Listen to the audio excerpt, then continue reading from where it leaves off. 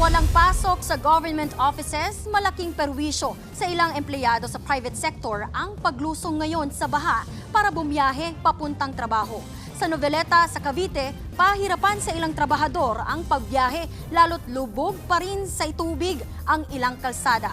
Para bigyan tayo ng update live mula sa Noveleta, Cavite, nasa frontline ng balitang yan, si Nina Ong Pauco. Nina, kamusta ang sitwasyon ng mga residente riyan?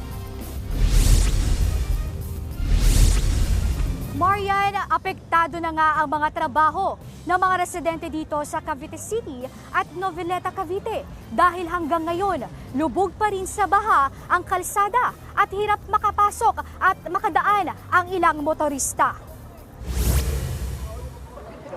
Magdamagang walang humpay ang pag-ulan, kaya doble perwisyo sa mga residente ang baha sa loob ng bahay at sa mga kalsada papuntang trabaho. Ganito raw talaga ang sitwasyon tuwing sasapit ang tag-ulan dito sa Noveleta, kaya ang ilang motoristang nakausap natin kanina, hindi na muna makakapasok sa trabaho dahil sa pagbaha. Ang ilan sa kanila, isasakripisyo muna ang kausaping kanilang employer para hindi muna sila makapasok sa pangambang masira ang dala nitong motorsiklo sa baha. Ang ibang residente, dumiskarte ng improvised na bangka para itawid sa baha ang kanilang motor para bumiyahe. Bukod sa pag-ulan, nakakadagdag pa sa epekto ng pagbaha ang pag-apaw ng ilang ilog at high tide. Ayon sa Noveleta Disaster Risk Reduction and Management Office, Biyernes pa nagsimulang bumaha rito sa bayan. Sa ilang barangay, inabot na din ng hanggang bewang ang baha tuwing lumalakas ang pag-ulan. 7 sa 16 na barangay sa Noveleta ang apektado sa pagbaha.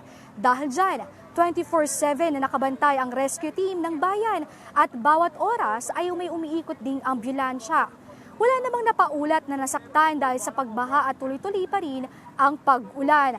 Marian, maagang inilikas ang mga residente ng Noveleta dahil dala na raw sila sa mga nagdaang hagupit na bagyo at pagbaha. At ayon sa tala ng NDRMO ay umabot na nga sa 173 na pamilya at halos 800 individual ang rescue sa evacuation center. At Marian, kung makikita nyo sa aking kinakatayuan, halos baha pa rin at hindi na nga madaanan ng mga motor-siklo. Ito.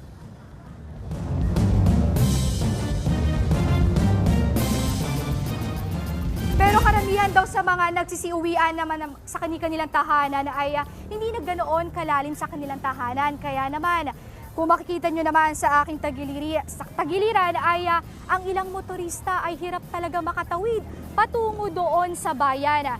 Marian? Yan ang Express Report ni Nina Ong Pauco live mula sa Noveleta, Cavite. Mga kapatid, Nikki de Guzman po. Para sa pasada ng mga rumaratsyadang balita, mag-follow at mag-subscribe na sa social media pages ng News 5.